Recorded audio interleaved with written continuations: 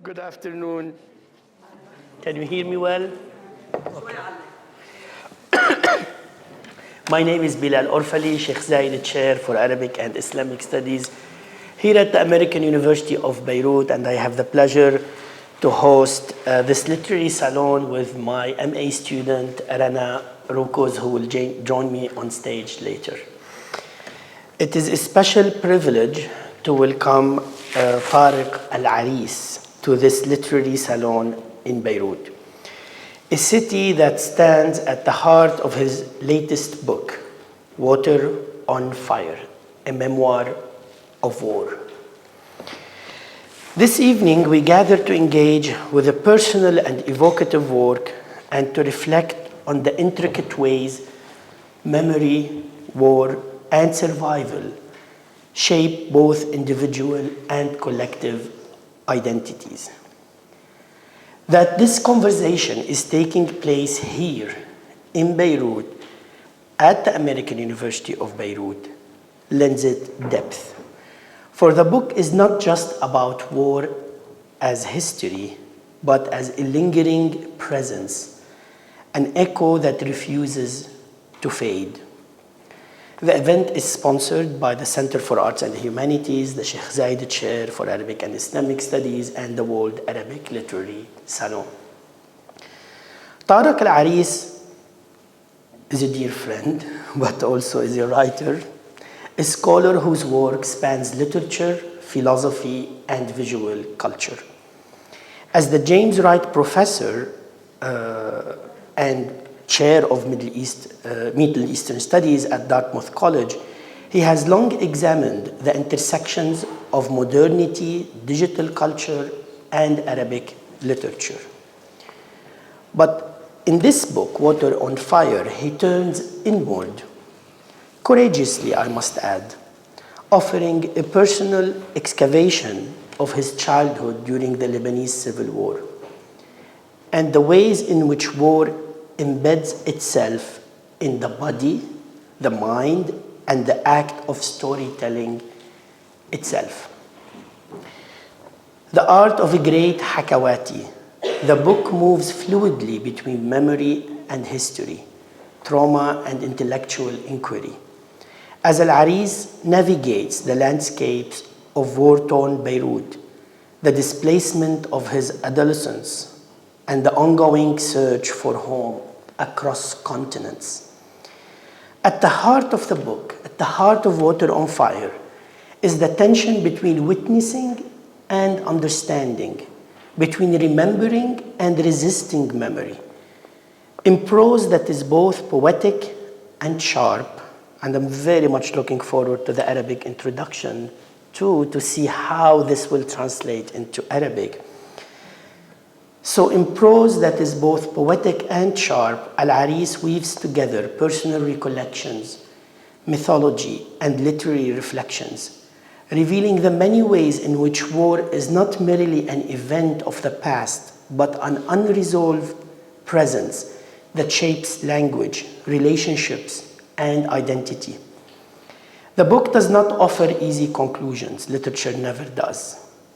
It does not seek to explain war so much as to inhabit its aftermath, to trace its residues in the most unexpected places, in family stories, beloved dishes, scents, in the way water is carried and stored, in the fleeting joys of a childhood spent by the sea, even as bombs fell. This memoir is not just about survival, as we will see. It is about what survival requires. It is about finding meaning in language and literature, about the contradictions of exile and return, about the impossibility of ever fully leaving a place that lives inside you. Tonight in Beirut, we have the rare opportunity to hear from Tarek himself as he shares his journey, his reflections, and the power of storytelling to make sense of what often feels beyond comprehension. Please join me in welcoming Tarek Al-ARISS back home to his alma mater. Thank you. and to his beloved city. أهلا وسهلا طارق. Merci Bilal. يا هلا. شكرا. I'm going to start by reading two sections from the beginning and the very end. So it's a kind of ring composition. Ahmad's bullet. So his friend Ahmad received the bullet. Ahmad's bullet lives in my head. Its burning metal prevents me from forgetting or taking the currents and tides for granted. The hole in his head became my portal to a life I suffered, loved, and lost. I can't say I was traumatized by war. Perhaps I don't allow myself this experience.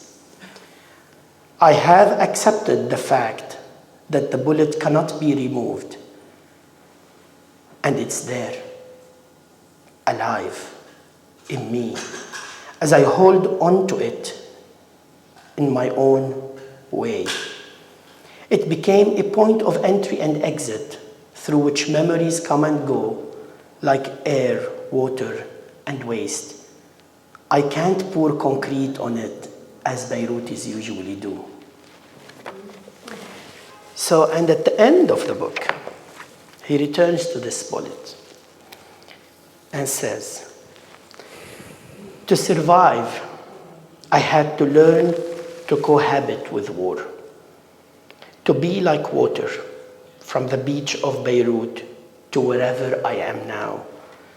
I had to accept that water burns and keep me warm, that war is a traumatizing experience and a way of life.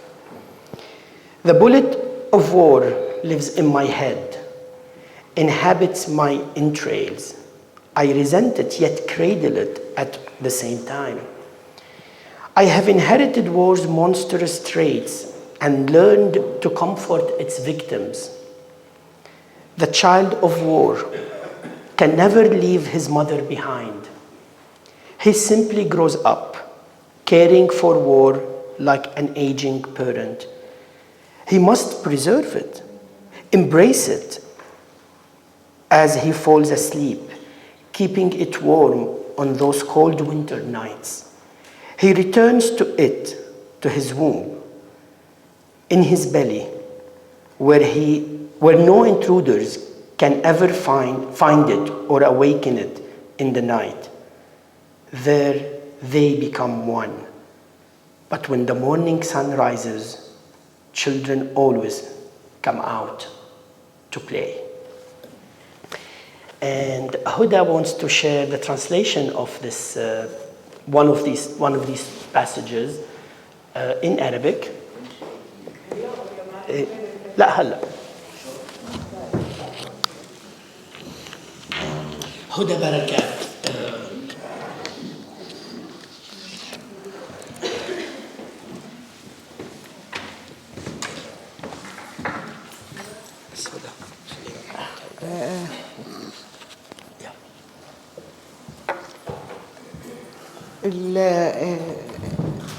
هي المناسبة يعني ما بدها احتفال، بس احنا عم نحتفل بشكل مزدوج لأنه بشهر أكتوبر رح تطلع ترجمة للغة العربية ورح تكون ترجمة حلوة كتير عن دار الأداء، يعني هيدا أكتوبر اللي جاي.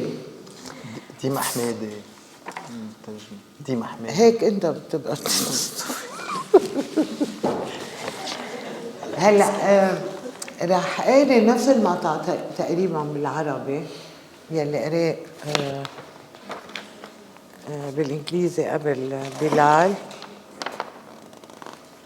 ورح علق شوي عليه من عندي. لم نكن قد رأينا قناديل البحر من قبل، أو ربما كنت أنا الوحيد الذي لا يتذكر رؤيتها. عندما بلغت أسرابها الشاطئ مدت لوامسها الهلامية في كل اتجاه فحولته إلى حقل ألغام مائي. زعم البعض أنها أتت بسبب التلوث، لكنها في الواقع كانت نذير شؤم وويل، كما لو أنها عقاب من الآلهة على تجبرنا وتحدينا للحرب أو على إنكارنا لعذاب الآخرين الحقيقي. صعدت قناديل البحر من القاع، من العمق السحيق، لتنضم إلى كرنفال الحرب. البرابرة الذين انتظرهم الرومان في سكرة احتفالاتهم فوق تلال مدينتهم الأبدية أتوا أخيراً في هيئة مخلوقات بحرية تلسعنا وتوقظنا إلى الأبد من سباتنا. كان هذا يوم الحساب. ذاك الصيف كانت بيروت مشتعلة بحرب المخيمات بين أنصار النظام البعثي في سوريا والمقاتلين الفلسطينيين من جماعة ياسر عرفات ومناصريهم اللبنانيين. كان البيروتيون يحسبون أن عرفات ومقاتليه أثرياء يتنعمون بدولارات النفط المتدفقة من دول الخليج، وقيل إنه بينما كان رجال الميليشيات يحاصرون المخيمات ويقصفون سكانها، كان المقاتلون الفلسطينيون يرمونهم بألواح الشوكولا كادبوري والفاكهة الاستوائية كي يغيظوهم. تلك كانت الأخبار المتناقلة أيام حرب المخيمات، نكات وإشاعات تغطي على دموية المشهد. أقفلت المدرسة باكرا ذاك العام فطال موسم البحر، وكان الشاطئ لمن تجرأ، عائلتي وبضع عائلات أخرى، نفر قليل من الأولاد والكبار يواصلون روتينهم اليومي في التسكع على الشاطئ، بينما كنت أسبح في الكريك خليجنا الصغير سمعت أزيز رصاصات تتطاير فوق رأسي. لم تكن المخيمات بعيدة عنا، بضعة كيلومترات فقط، لكنها بعيدة بما فيه الكفاية في عرف البيروتيين الذين أتقنوا فن الفصل والانفصام عن الواقع. حاولت أنا والأولاد مواصلة لهونا كالمعتاد، إلى أن لمحنا رجلا يلوح بيديه من المطعم المطل على الشاطئ، يصرخ ويلوح، يصرخ ويلوح. كان الرجل يشير بيده إلى جسم مستلق في الشمس بالقرب من البقعة التي اعتادت عائلتي وأصدقاؤنا الجلوس فيها. ثم بدأ الناس يتراكضون وسط الفوضى غير مدركين ما حصل. أحمد أصيب في رأسه. كان أحمد ابن أقرب أصدقاء والدي، الأكبر بين 3 أولاد وبنت، طويل وسيم في أوائل 20، سباح مقدام ومرتاد دائم للبحر. أمضى الصيف كله معتنيا باسمرار بشرته وبصقل مهاراته في سباحة الفراشة. استقرت الرصاصة في مؤخرة رأسه وأدخلته في غيبوبة، ثم في موت سريري حتى توفي بعد 10 سنوات. زرت أحمد في المستشفى في بيروت ثم لاحقا في لندن، وكان علي أن أرتدي قفازات وقناعا كي أدخل إلى غرفته. لم يستخرجوا الرصاصة من رأسه، لم يتمكنوا من ذلك. أصبحت الرصاصة جزءا منه، لفتها المادة الرمادية، خاوتها، حضنتها كطفل ضائع وجد فيها أخيرا ملجأه من الحرب. احتضن أحمد ذاك الجسم الغريب وتشبث به كمن يتشبث بتلابيب الحياة نفسها. لم تنفع محجتنا إلى الشاطئ في إبعاد الحرب عنا أو استئصال ما خلفته في رأس أحمد. وصلت الحرب إلينا أخيرا وفرضت علينا التعامل معها وبشروطها الخاصة. وضعت أحداث ذلك العام 1985 نهاية لطقوس زياراتنا إلى الشاطئ، ومعها لسعينا اليومي لاجتراح واقع خاص بنا على حافة المدينة. تحطم وهمنا بالتعايش مع الحرب داخل قوقعتنا الآمنة تلك وإلى غير رجعة. في ذلك الصيف تزوجت شقيقتي وتركت المنزل، والمرأة التي ربتني وعاشت في كنف عائلتي 15 عاما غادرتنا أيضا.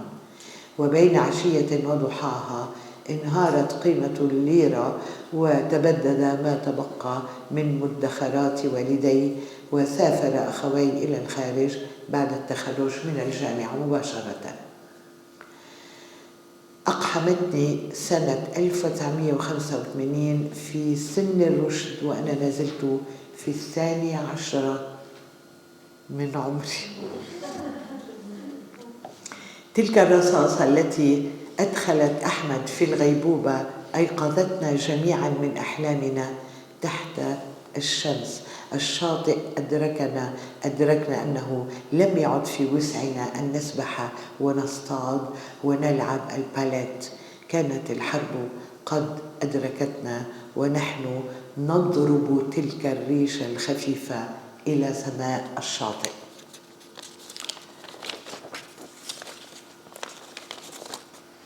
رصاصة أحمد تعيش في رأسي.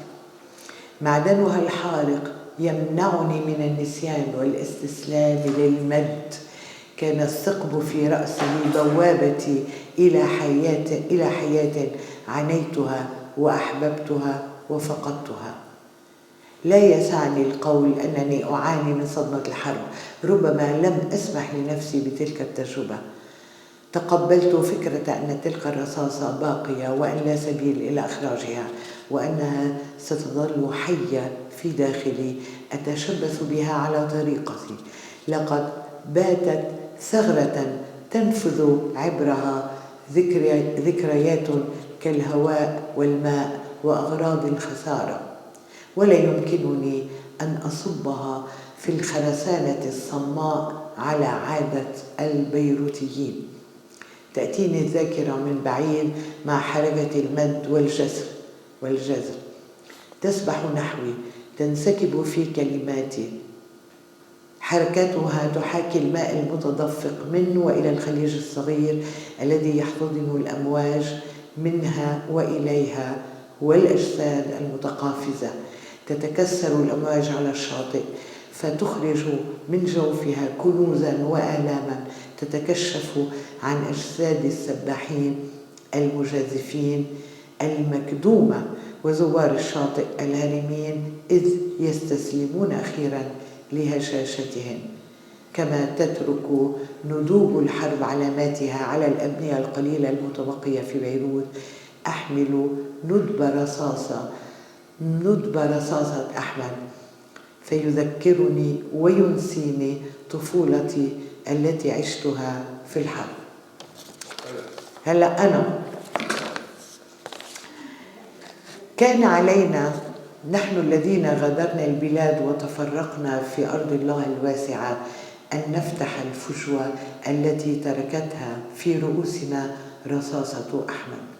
تلك الرصاصة التي امتدت إلى حواسنا وعدلتها عميقا.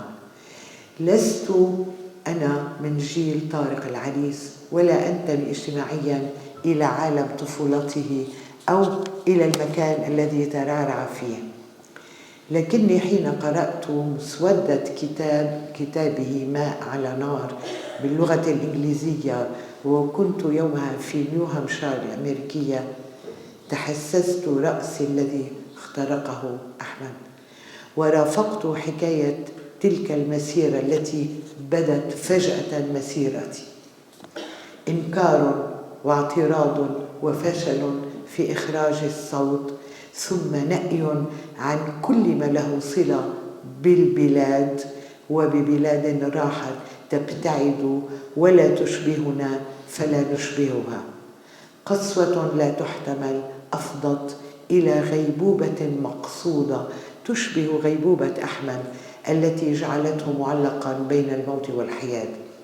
نحن غيبوبتنا جعلتنا معلقين في غربة عن المكانين معا، البلاد وأرض اللجوء، المكان الأول والمكان الثاني، كأن الأمر مجرد تفصيل جغرافي بين أن تكون هنا أو هناك، وهذا يعني إقامة عند حدود مرتجة كلما حاولنا تعريفها انزغلقت من وعينا كالزئبق، حتى كما فعلت تلافيف دماغ أحمد احتضنت قلوبنا هذه الغربة الرصاصة، وصرنا نقبل أن تكون جزءا غاليا منا، وكما طارق صرنا ننظر إليها بحنان أم في نظرتها إلى ولد معاق، فهو أكثر من ستعتني به الأم وأكثر من تحب من أولادها، الحب مصحوبا بما يستحق من الألم. صارت تلك الغربة عزيزة ونضن بها، أينما كنا وكيفما حملتنا الرياح صرنا نفكر بأن الغريب فرصة، ولم يعد يؤلمنا كلما اجتمعنا ابتعاد مكان لقائنا عن شاطئ بيروت. أضحت الجغرافيا أمرا يزيد في تكفلنا بهذا الحب، فلا تؤذينا بل توطد علاقتنا بالغربة وبالغريب وبالغرباء. وزاد من حب ترحالنا أننا كلما ابتعدنا عن بيروت كلما ازدادت اقترابا وازددنا شجاعة في النظر إليها.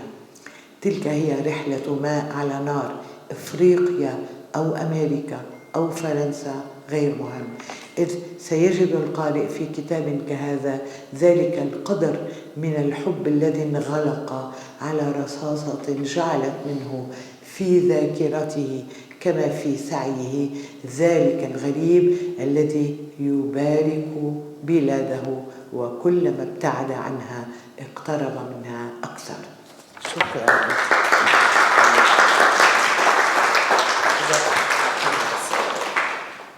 كيف بشيلوها؟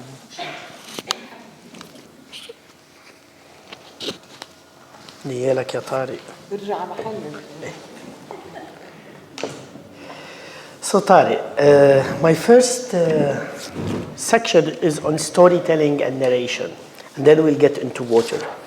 So you reference the Arabic concept of qas, cutting, but also storytelling. So cutting is storytelling in Arabic, suggesting that narratives can simultaneously wound and heal. Could you discuss how this duality shapes your approach to recounting personal and collective trauma? What does this memoir aim to achieve? Who is it written for? Thank you Bilal. Thank you. هدى، يعني أنت في الكتاب وأنت يعني partout.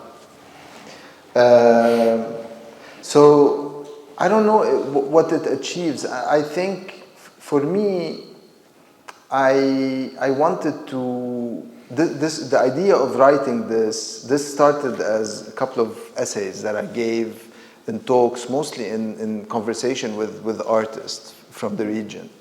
And this is where I also went into the personal, because you don't want to do the kind of purely academic thing, and sometimes there is a demand on you. So Tarek, write something on the beach.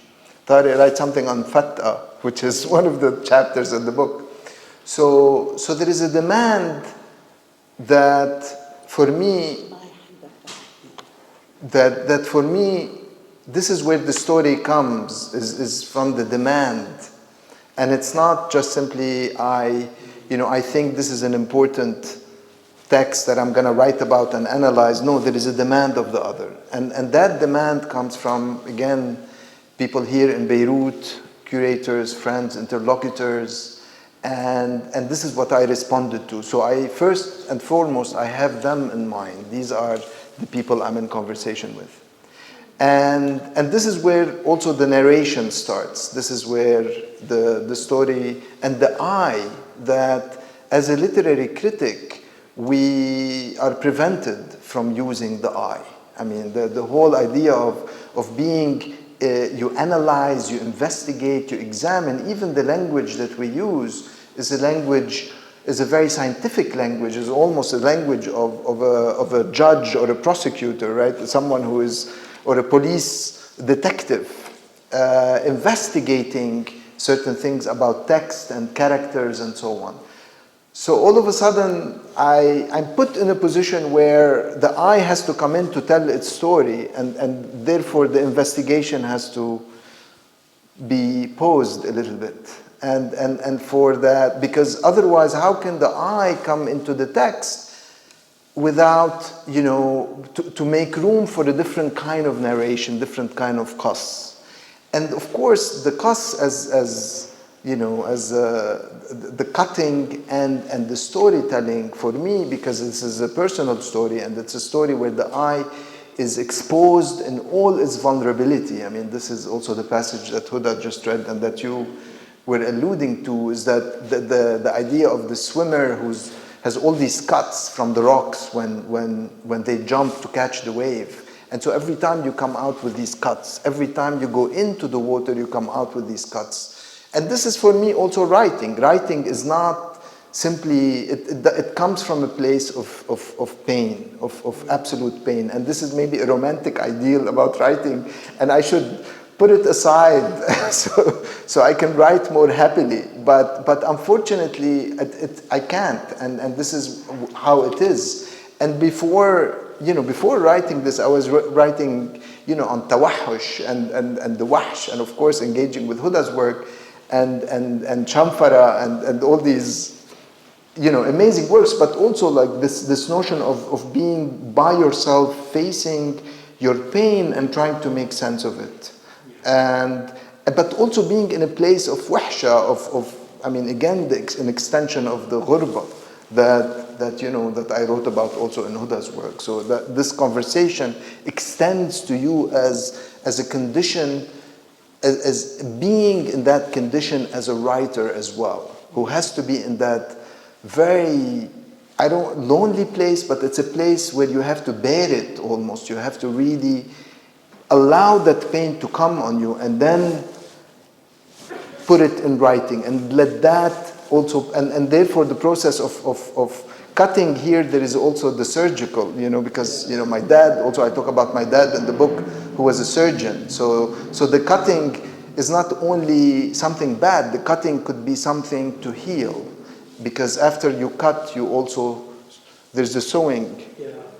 Yeah. So it's all these kind of intersections of storytelling, of being in this personal, in this condition, and also engaging in it as a way of telling a particular story. So this book is actually returning back home today, literally. Yeah. Right? Also in Arabic. I also look at this as returning back home to where it belongs, to what shaped it from the beginning.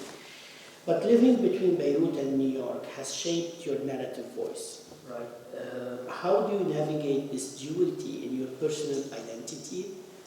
And how is it reflected in your writing style and thematic choices, right? So this book was written after you actually left to the US. And after you studied Arabic literature also in the US, right? You started in philosophy here at the AUD.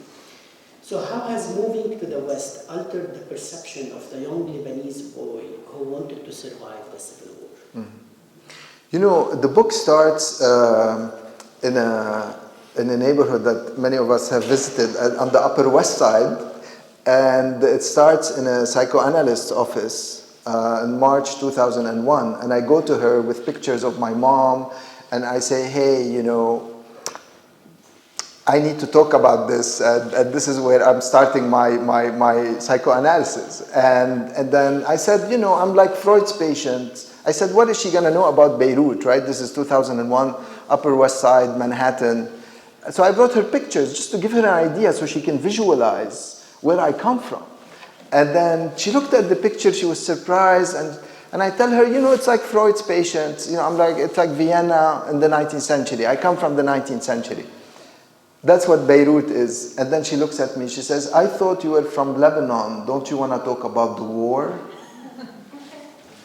And so here I am going to her as the Oedipal subject, ready to lay on the couch for the rest of my life, according to Woody Allen. And then she sees me as a war, you know, survivor. I'm like, really? You know, I never thought of that as something that was anywhere in my psyche. You know, I thought I was just perfectly fine, and all the issues we have are pretty much need some Oedipal interventions, and everything will be okay.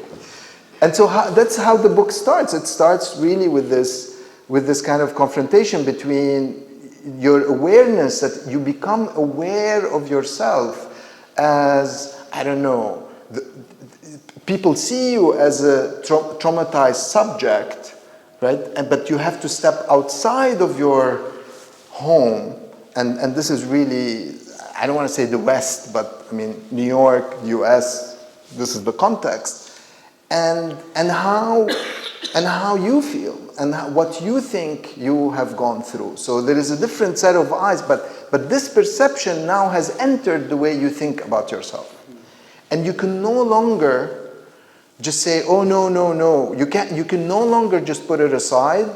Now you have to contend with it. Now it is going to enter into your psyche. And the same thing with, and the book is really kind of the tension between these two things. And of course with the Arabic literature, I mean, I studied philosophy at AUB, and I was interested in philosophy, and I went to the US to do philosophy and literature, but also I was interested in a lot of, you know, literary theory, psychoanalysis. I mean, these are the things I was interested in. And then, of course, at some point, someone brings you to their office, you go into an office, and I remember that. It says, Tarek, aren't you going to work on Arabic literature? I said, since you know Arabic and since you come from Lebanon. So again, that demand. Again, that demand. So we're almost being, you know, interpolated with being kind of brought in or perceived, but also the doors, the office doors that open for us are structured along certain sets of demands and perceptions and assumptions because of what they think we are going to bring, and what they think we might also teach them about where we come from. I mean, of course, the native informant is a very powerful kind of framework. So, and then you say, okay, but then again, it doesn't mean that I'm just simply catering to their demand. That also enters into my psyche in a very genuine way and over time. So it's not just simply like I give them what they want to know. I also become transformed by that demand and that expectation. Just like the artist's demand and the curator's demand also transform you to write in this genre. So this is how I would answer this question, is that there is this real kind of encounter with a perception or an understanding of who you are and where you come from, and therefore of your identity, that you have to take in and contend with at a very fundamental level. So, well, thank you. The elephant in the room that we will talk about is water. And water, from the name of Beirut, right, beer, and to how we store it in the book, and how we search for it, and heat it, and the absence of water, and in our life, Beirut is centered around water, right? And through the memory of your mother, bottling Lebanese faucet water and leaving it to rest, you provide a story on sedimentation. How does this imagery represent a residue of the past and deepen your memoir's exploration of how we carry historical and personal experiences? Yeah. So if you can revisit the scene. So there is, I mean, you know, my relation to water is visceral. Like really, like even if I see, a swamp, dirty swamp, if it rains and there is some water accumulation, I mean, I see it, there's something that opens in me, and I feel like, oh, I can swim in this, or I can. So I'm always looking, water, it gives, I mean, I lived by the sea. I mean, we went to the beach every single day, like really from morning to evening until they start calling you, though that's it, we're closing the beach, you need to get out. So I'm truly a creature of water in a very, very visceral, fundamental level. But also, water is salt water, but also it is the water we stored during the war. I mean, we had a whole elaborate system in our building. I'm sure every building in Beirut continue to have very elaborate systems. I don't think we're done with the elaborate system where you mix. This was your first job? My first job. Carry water? My first job, so we had this pulley installed because this was 1982. No electricity, nothing. I mean, we were barely surviving. And we had to install this pulley on the rooftop and then install this cistern of water in the parking lot, and then buy water, and then fill out all the gallons of water, and then tie them to the rope and take them up to every floor. I mean, it was but also it was a game for us also as the kids. I mean, this is how they entertained us, say, okay, we have a plan for you to carry the water up to every store. So, and so there is this episode that I always thought I needed to write about this. I mean, that episode was stuck, and actually I drew the book. I did like drawings and panels because I tried to reconstruct the child experience. I didn't want to go back to the scene as an adult, as a literary critic. I really wanted to go back in the language of the child. And then there is my mom, who has water bottles stored everywhere. Like you open a bathroom closet, you find a bottle of water. You go on the attic, and then here's like 3 bottles of water. You go to her chalet. I mean, you open, it's like water comes out. I said, Yani, why do you need all this water? This is now. And she's like, you never know when we might run out of water. I mean, we need water. And then you look at the water, so she fills the water from the faucet, from the drinking water. You have drinking water and surface water, right? So drinking water. And then she stores them. And then at some point you look at the bottle, and then you see in the bottom, like basically sedimentation and really kind of disgusting. And it's brown, and I say, I can't believe you drink this, and I fight with her. Every time I come, I fight with her. I said, just buy water. Now everyone buys water. I mean, no one drinks from the faucet. She's like, no, I have my system. Leave me alone, I have my system. Of course, she also drinks hot water in the morning, and water, it flushes everything. I mean, she's a real creature of water. And then with time, I understood that this could be some sort of, hoarding, OCD, right? I mean, if we bring in the Western interpretive model, we can easily pathologize this and say, this is... But then I understood that actually, by doing this, she's filtering the water, because all the poisons are going down to the bottom. And what she's saying is that we can't extract the poison. The poison has to be there. You just pour, you cohabit with it. You let it sit, there is time. And then you pour, and the top part of the water is clean because all the poisonous sediments have gone to the bottom. And this idea of surgically extracting it with filters and powerful filters, this notion that somehow we can take out that which poisons us, is a myth, is not possible. We have to coexist with the poison, but just letting it sit, this is, of course, I don't know how scientific this theory is, but it is definitely something that it became very important for me. And of course, the sediments, and I say in the book, this is the text that I need to read, because these are the sediments that are waiting for me. They come also sediments, not just simply the person, the water in terms of filtering, but also the wounds from the past, the relation to the past, the memories, the things that it is the bullet as well that is in your head, and yet you are continuing on. You're not dead. It is not killing you. So how do we coexist? How do we, by letting the poison go down to the bottom, we don't allow the water to poison us? And this is really what the book is trying to engage with. We'll come back to this theme of water with Rana later. But I want you prepared something for us too. One of the sections on AUB as well. Yeah, there is a chapter on AUB.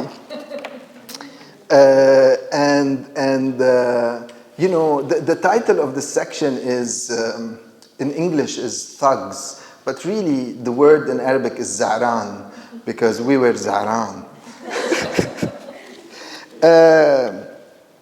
So I started AUB not knowing what I wanted to major in. This is 1991. I started AUB in 1991. I started AUB not knowing what I wanted to major in. The family thought biology or pre-med would be the path forward. Since my brothers and sister went on to different careers, I was expected to take over the family business. But I was not good at biology or chemistry or baking for that matter. All the terms that refer to cells and membranes were not poetic enough for me. Something about the constitution of the body, which I would later write about, evaded me as a teenager and son of a doctor. I ended up passing my French baccalaureate with a science focus because I was good at math and physics, but my heart was in poetry, history, and the arts. My mom was open to a business administration major because she thought I would at least make money. And we needed money, especially after my father died in 1987. But after one semester taking science and economics courses, sorry everyone who are in science and economics, I realized that neither of these fields interested me. I had big questions to answer and crises to resolve. I started taking courses in the humanities and ended up majoring in philosophy. I never looked back. And there was one teacher in particular.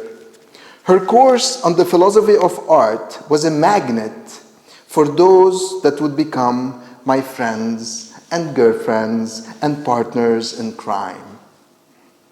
She brought in Kafka with Van Gogh, with Freud's interpretation of dreams.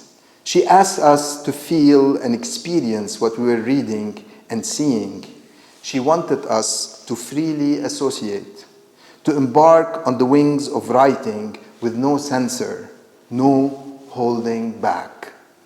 From her, I learned that while philosophy provided the language to confront crises and make sense of them, it was literature and art that allowed them to live, to go on that stage that was opening after the end of the Lebanese Civil War. She told me once that great art would come out of the war experience, and great art did indeed come out. While most of the people I met at college were getting ready to benefit from Lebanon's reconstruction industry, the weirdos who flocked to the she-devil, were looking to stare down the abyss that was opening within them. We were like those kids who went through Zoom teaching during the COVID-19 pandemic, except ours lasted for 15 years. We were unsocialized or socialized in such ways that we could not settle for theories or disciplines or conventions. We had become beastly, wilder than those dogs that came out of the city's belly. We were the cynics and existentialists and militiamen combined. This is what Derrida would call les voyous, za'ran, thugs. We were watching Hair, Jesus Christ Superstar, and Almodovar films and listening to the Seattle bands. It was among this motley crew of questioning misfits, outrageous rebels, that I had found my kins.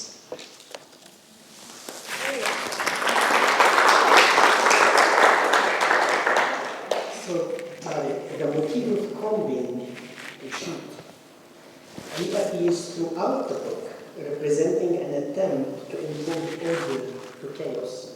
Could you elaborate on the significance of this imagery and its connection to the act of remembering amid war? Yeah.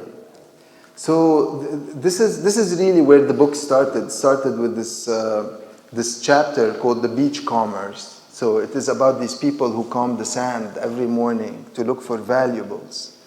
And going to the beach every day eventually, and of course there was a club at Coral Beach called the Beachcomber for those who are from the 80s.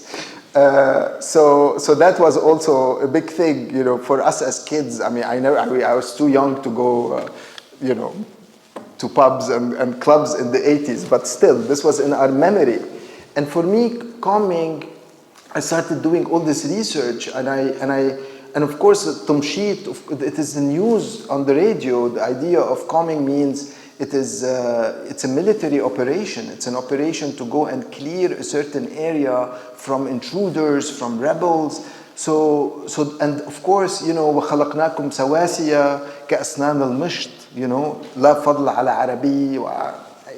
So it is the Quranic model of community. It is so as I was thinking about this community of beachgoers, you know, that we see here just by walking on the Corniche. I mean, so I was thinking about the comb as a model for community.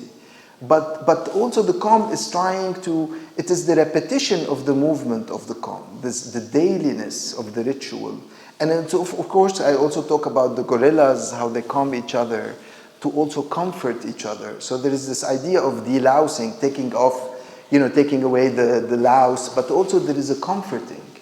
And there are also these stories. So, you know, this is where my mind, my association go completely. And this is what this book, I mean, I do that a little bit in my literary critical work, you know, where I'm reading an Egyptian imam and all of a sudden, you know, Kafka comes in and, you know, Baudelaire comes in and all these other references that live in my mind. So for me, the combing is something that is both comforting. There is a comforting in the dailiness and movement of the process. But there is also, if we think about, I don't have hair, so I can't say, you know, I'm discredited by saying this. But there is also breaking apart the hair.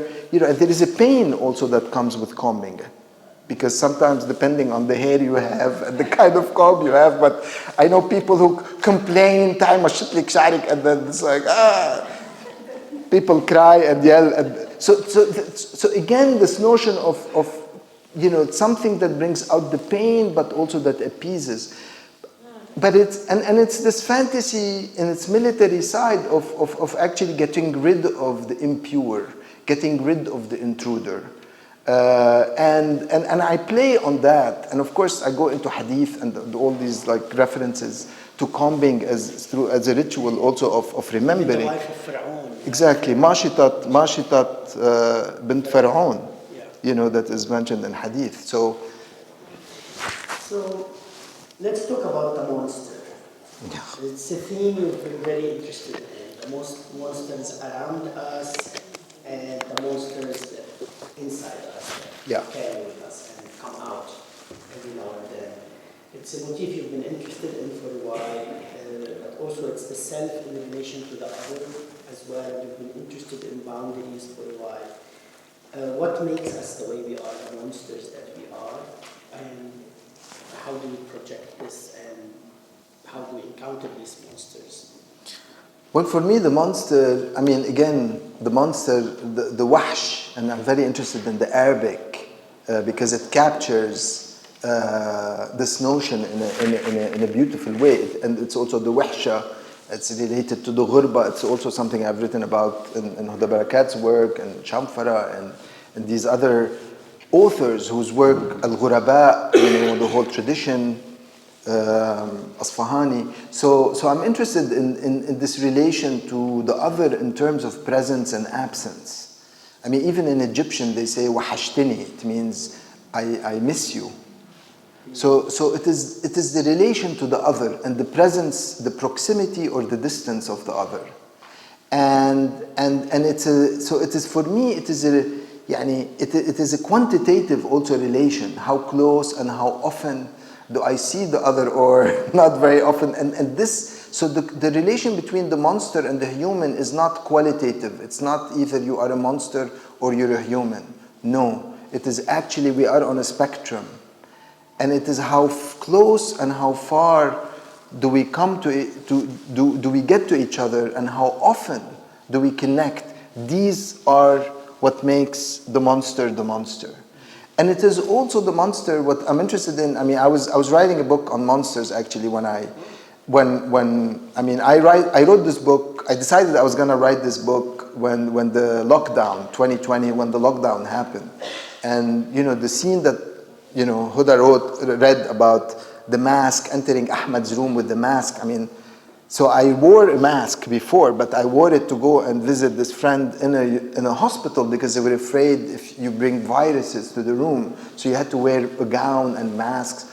And the next time I wore a mask is in, you know, March 2020 with the lockdown, you know, when we start wearing masks for the COVID pandemic. So that connected these things, and I said, this is the time to write this book.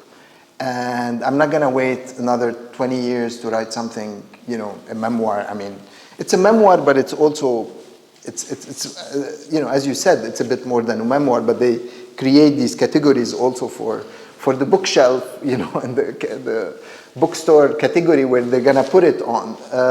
So there is this idea of, like, I was gonna write on the monster, and then the monster, of course, the monster is the war that is in me, that lives in me, and that is part of me, and that I've been through analysis for many years, and the idea is that how do you coexist, and not tame, but really coexist, just like the poison in the bottle. How do you coexist with that in you, and how do you accept that as that being part of you, and not try to somehow extract it, not try to tame it, not try, you know. Are there non-violent ways of actually engaging with the monster that is also in us? When thinking about war, our attention tends to be directed at physical pain and violence as opposed to emotional and spiritual repercussions. How do you go about shedding light on the less visible scars, the scars of those who have survived but have yet to heal? How can we begin to move on in a world that is post-war?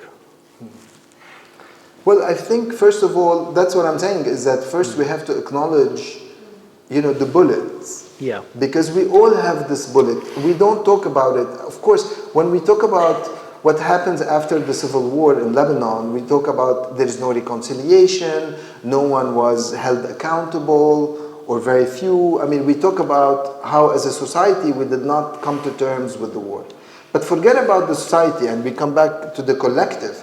As individuals, where is the war in you? Where is the war in me? And how is the war also part of me as a poet, as a thinker, as a lover, as all these things? And I feel like, and maybe this is something you become aware of, again, to come back to your earlier question, when you leave and come back, or when you are in the state of being in between, and this, you know, going back and forth constantly, but not being fully in one place.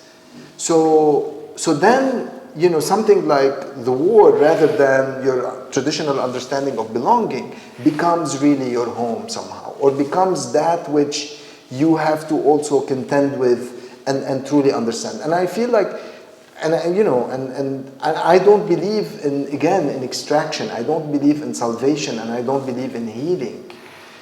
Although I've been in a therapeutic process, but I really don't, because I feel like, what does healing mean?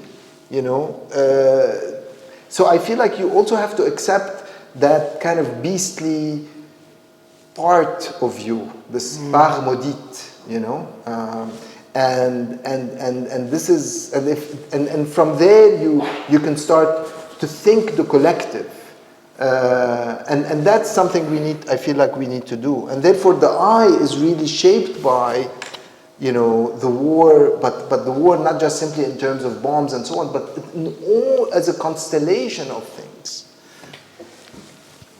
Rana, take my place. Okay.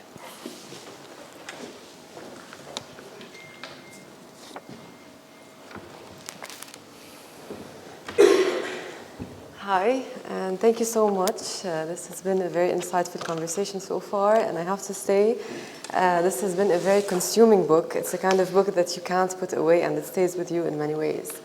So I'm going to start off by reading 2 passages of your book. So this one is from the chapter Mina Mina. When I finally realized that my siblings were leaving, I started going into their room, trying to hide in their suitcases, under their desks, their beds, afraid that they would leave in the middle of the night, without saying goodbye, without me. But there was no room for this little brother's feelings. If anything, I was a mere spectator to a tragedy that had turned our house into a stage of gestures and whispers, phone rings in the middle of the night, ephemera that now lend themselves to telling the story. And now from the chapter of An Erie Canal with double E, E-E-R-I-E. So the suitcase was too big. The lady at the check-in counter refused to let it through. She was adamant. I had to wait while my mom and her friend, who were accompanying me to the airport that day, went to the bag sellers in the nearby neighborhood to buy me 2 medium-sized bags. I wanted the big one. I wanted all my belongings to travel together. I wanted a suitcase in which I could fit, a suitcase that I wished my brothers and sister had when they left me for the US for the first time to reunite with their mother. I wished that they had a large suitcase like this one, so that I could sneak into it at night without them seeing me, without them wanting to take me. No need for oxygen tanks and special operation commandos to travel in this suitcase.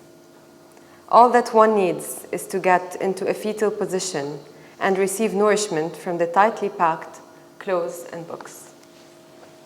Thank you. Okay, so going back to the elephant in the room that Dr. Bilal referred to, water. Yes. So when you talk about your mother's relationship with water in all ways, or when you talk about your own relationship with water, like the beach, but also water in bottles and gallons, and it's different bodies and shapes. And the faucet, whether it's absent or present in the faucet. So what struck me the most is that moment in the very beginning of the book that you referred to earlier, when you were going in the therapist's clinic. And then there was this machine that you call humming like an open faucet of water. With no water. With no water, exactly. So here I want to talk about the dichotomy of the presence and absence of water. Yeah. So my question is twofolded. What has oriented your writing of this personal history through the lens of water? So it seems clear to me that you have a psychoanalytic interest in water. How has psychoanalytic theory informed your writing? On the other hand, what is it about psychoanalytic theory that speaks to the construction of memory in a way that diverges from other memoirs on the Lebanese Civil War particularly? Mm-hmm. Thank you. These are fantastic questions. For me, my last book, the one I wrote before this one, was called Leaks, Hacks, and Scandals, Arabic Culture in the Digital Age. And it was all about the leak. And the leak not only as, WikiLeaks and the computer leaks, but also the leak as a material thing. And I argue, and there's a whole chapter on leaking where I go to the Arabian Nights and I go to all these stories about how water cannot be contained. And when there is something, there is a leak, it goes through walls, it breaks rocks, it goes through wood. So so for me, I've been following this notion of water and where the water goes and what path does the water create for itself. And maybe these paths are things that we don't control. And we have to again accept that the water goes in a place that shows you where to go as well. So we have to follow the water rather than control it, tame it. So, and I think that's very important, again, as the critique of psychoanalysis, and this is where, I mean, my work, of course, I come from psychoanalysis both as a literary scholar, but also someone who's been in analysis for many years. I mean, if we think of Luce Irigaray, the French psychoanalyst, Basque psychoanalyst, and her work on the critique of form, and she goes back, she says, part of the problem with, and of course, I mean, this is a kind of a feminist critique of psychoanalysis to say that the primacy of form, giving things form, shape, the mirror stage, the imago, presence, materiality is something that has become a way to kind of also constrain us and fix us into certain images and structures and concepts, where water is seen as not having a shape, as moving, as being unpredictable, as going in directions that we can't control, and therefore unsettling, and creates unease. So therefore so the psychoanalytic, and for her it starts really in the Greek, with the Greeks, where they want to, and of course Kristeva talks about the abject, you have a whole philosophy about things, and I've been interested in this. I wrote about, food and shidyak in my first book, about questions of disgust, of the visceral. So I've been interested in these things that unsettle you, that can't be, you can't give them shape, you can't control them, you can't define them, you can't enter into relation with them that is fixed. And therefore, we have to somehow enter this relationship on their own terms. But that is also, for me, is the possibility of remaining dynamic and open, because I'm also allowing that relationship to make me evolve as well. Because I'm not fixed either. And therefore, I'm also willing to enter into this relationship and not allow it to unsettle me. So again, this is for me the question of water. And of course, this chapter you read, I arrived in Rochester, New York. This is where I go and do my master's. And in 1990, and Serene came and visited me in Rochester. and in 1994, and of course, here I am, so you come from Beirut, right? And then you're in this place, and it's very cold, and it's very hot inside because you have these chauffage, these radiators, they're blasting. And then, of course, you open the faucet and not only you have water, you also have hot water all the time. You don't have to, Scalding water. Scalding water. So, of course, what do? I'm like, oh my God, hot water all the time. I can take as many showers as I want. And of course, it's very dry because the apartments are very dry. And here I am taking hot water. And there is the soap. I changed the soap. Where is, the soap we normally use in Beirut? I didn't find it in the supermarket in Rochester, New York. So there is like dial soap. These soaps, I mean, they look, I don't know, what do I know about soap, right? Like you never think about soap. Today, soap, you find it here, you go to London, you find it. I mean, 1994, I mean, it's not. So anyway, so my skin breaks out. So my skin totally breaks out. And so this is where, there's a whole chapter, the Erie Canal, which is also the canal that connects New York to the Great Lakes. I mean, this is the super highway of the 19th century. I mean, really, and this is where a lot of the Lebanese and Syrians came and went up and lived in upstate New York, Syracuse, a lot of places. I mean, this was really a kind of where the immigrants went up after arriving in Ellis Island. So there is a story also of the immigrant who arrives from the village, and then into these places, and then what do? So again, like I started having, I mean, there's a whole chapter on and having my skin break out, but I didn't know that my skin was breaking out.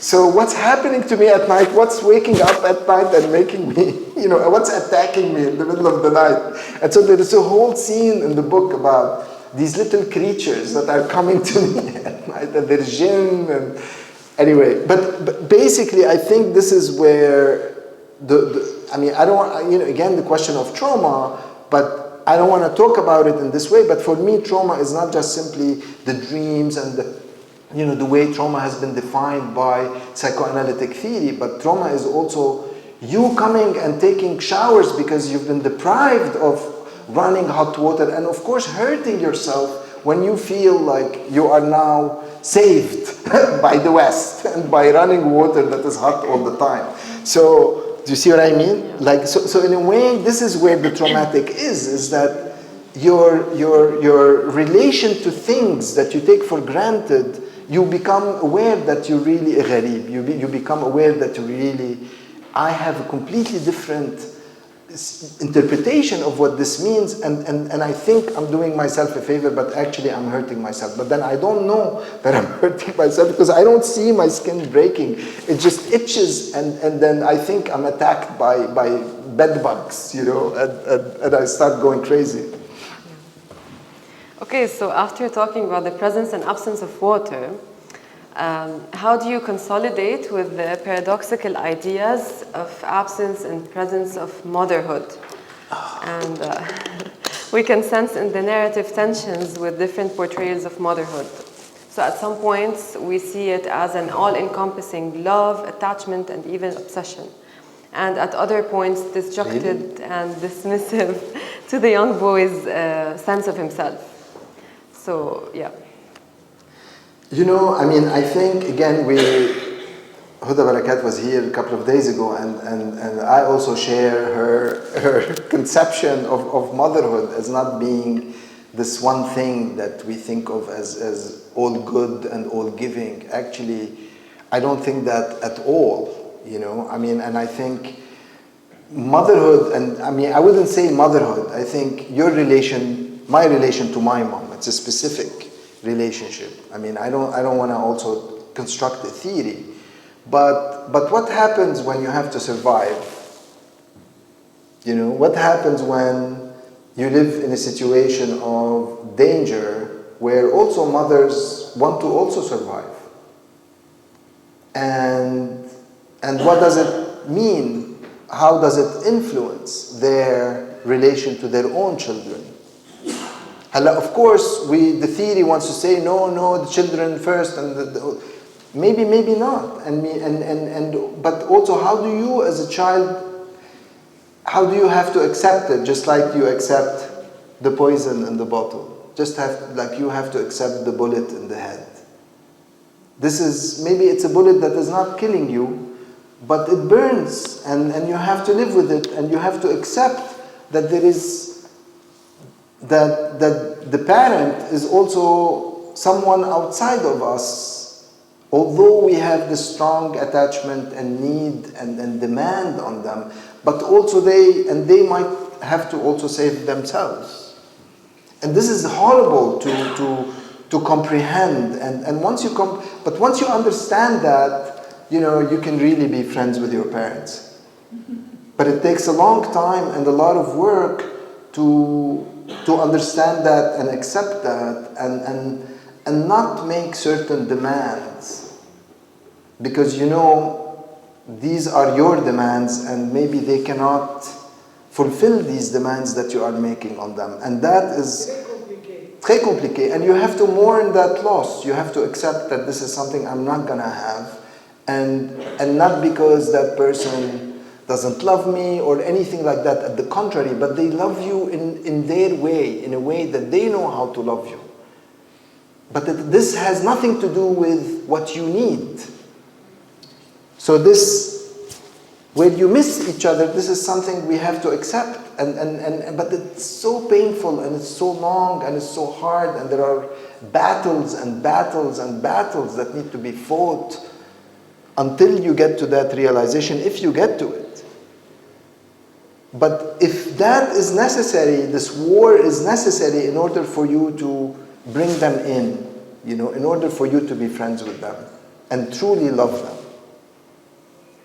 and allow them to love you, but love you in the way that they can, not in terms of what you need of them, because that is, and this is the nature of desire. This is where psychoanalysis, again, I come back. I mean, it is not never fulfilled. This is Lacan, right? Desire is by definition something not fulfilled. So if I'm demanding that, I'm setting myself up for disappointment and constant resentment of them for what they have not offered me. So, yeah.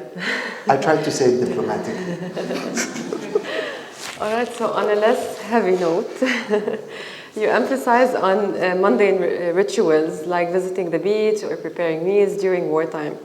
So how do these activities, seemingly trivial, become acts of defiance against the dehumanizing effects of war?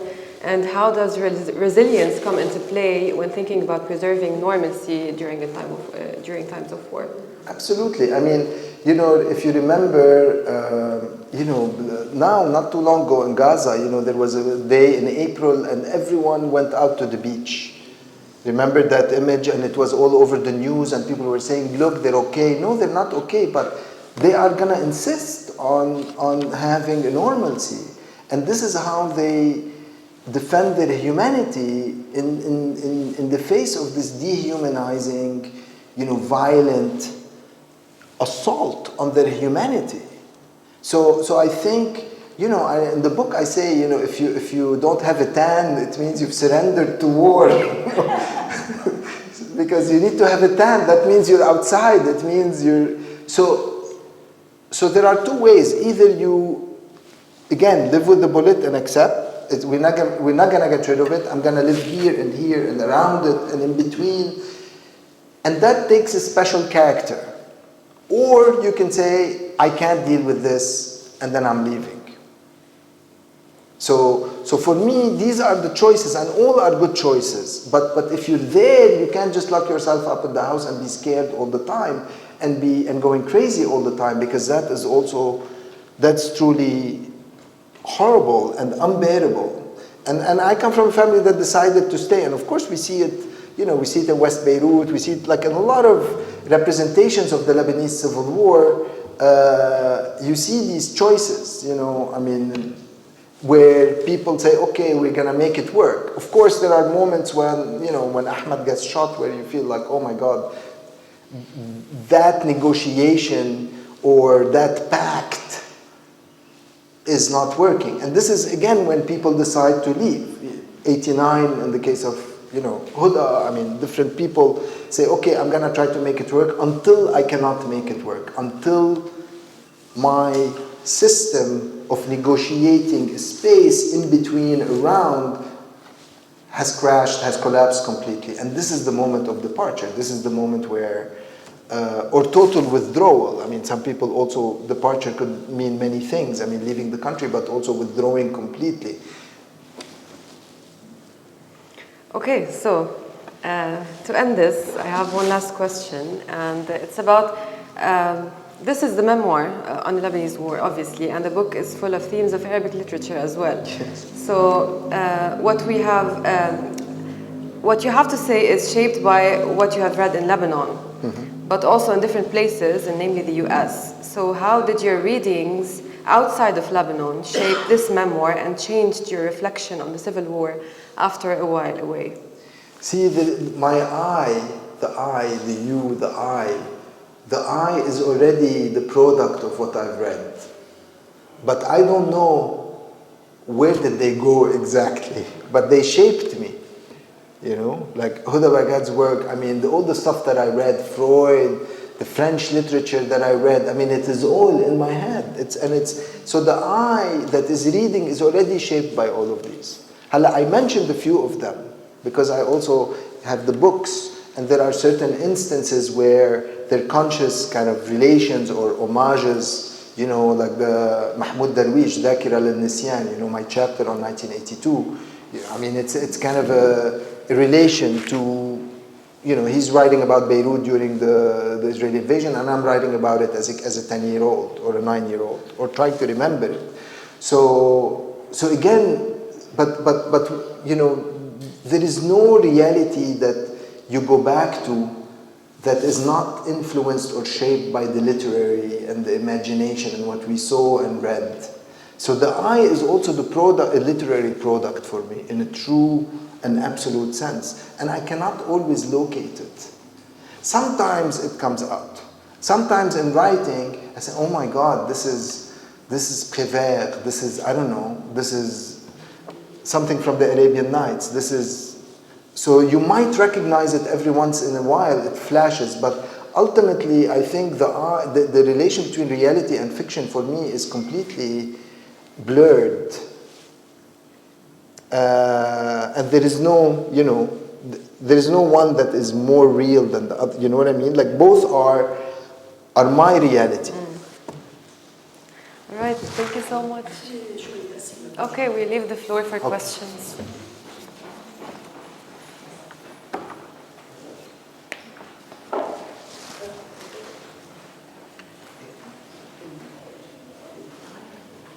Okay. First, thank you very much for your talk. You were very interesting. I was going to ask concerning your view about, let's say, the poison.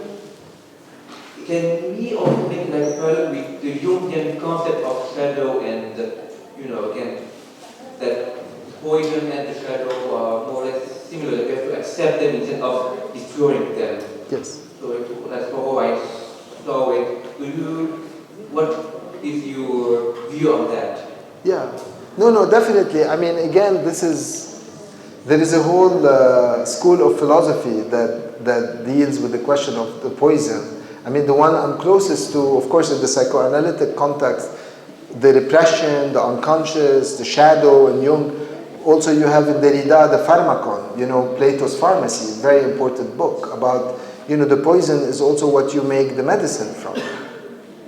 I mean, that's why the Order of Doctors has the snake on it, right? So again, the notion of the poison for me is not just simply poisonous. It is also relational. It is also on that spectrum that involves the beast and the human, that involves the sickness and health. I don't want to say cure because again, I don't think there is a cure. I mean, it is a kind of a relationship that you know, you move closer, you move farther from it. Thank you for the presentation. Thanks a lot. It was great. I'm Lydia Wick. I'm an anthropologist here at AUD. I wanted to ask who the influential professor was that you Oh my God, no, don't ask. I actually talk about several professors, but I mean, you have to be there to know, right? If I tell you, you know, yeah, I'll tell you later. It's nice also to allow these things to, you know, yeah.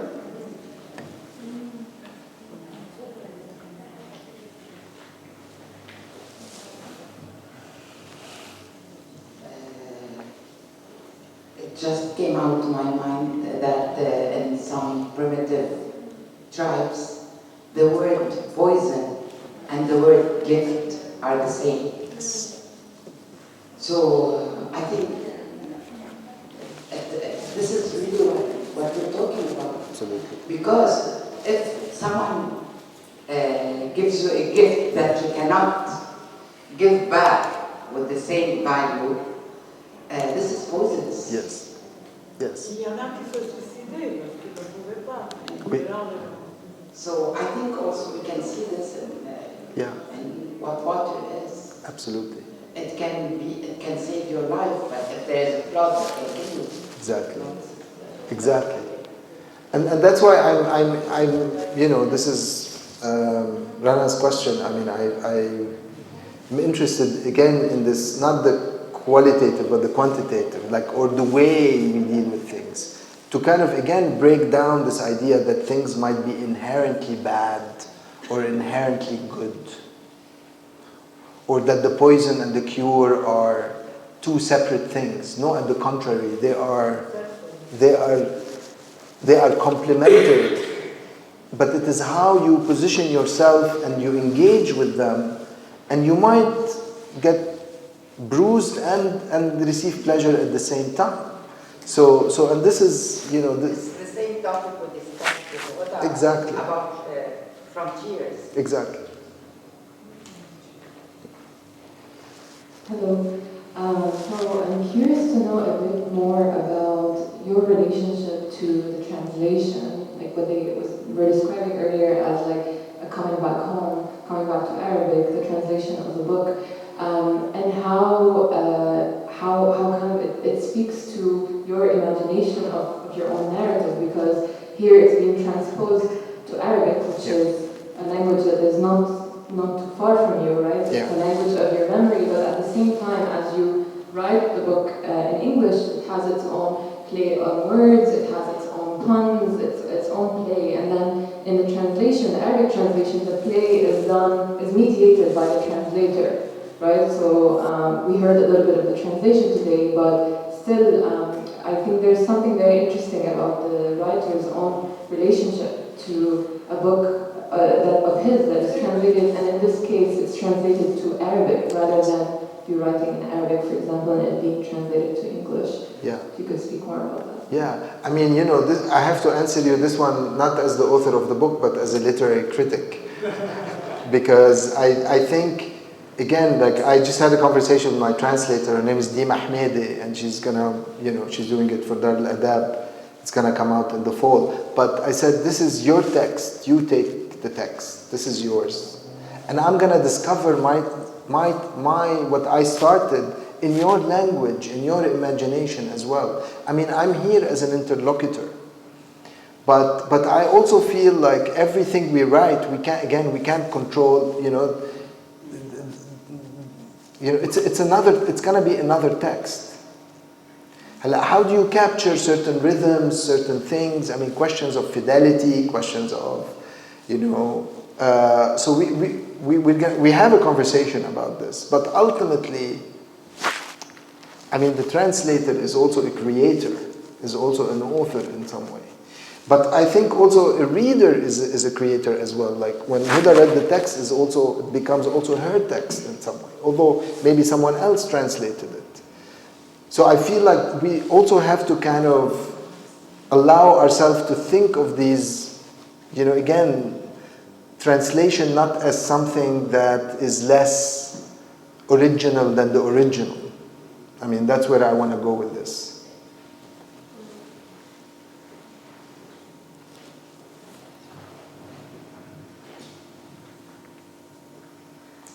Tarek, I have a quick question. Since you experienced both psychoanalysis and writing your memoir, which is more therapeutic?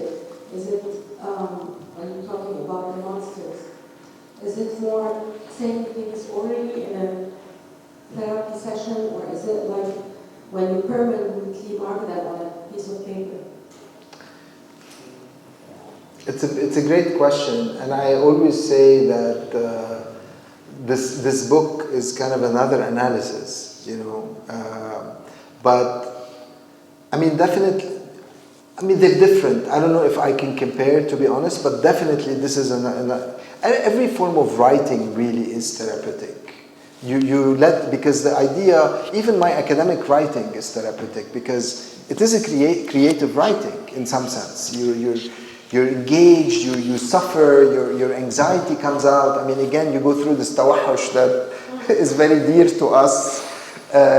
So I feel like that also allows something to come up. And especially for, I mean, academics, authors, we are used to writing. So writing is a necessary confrontation that then appeases you. And if you go on without writing for a long time, it's frustrating and it's not good for you, really. I mean, it's a great argument for productivity that I think deans and and university administrators need to make in these terms. I think for your moral your psychological well-being. And that's why we enter into these cycles where we have to write. Authors have to write every day. I mean, that's how they live. And if you need to get tenure, you need to also be productive in some way. So I think it's therapeutic, but this is definitely, it took it to a whole other level. Yeah. Tarek, thank you so much. Please join me in thanking Tarek one more time. Thank you. This was Tarek Al-ARISS. Thank you. Thank you.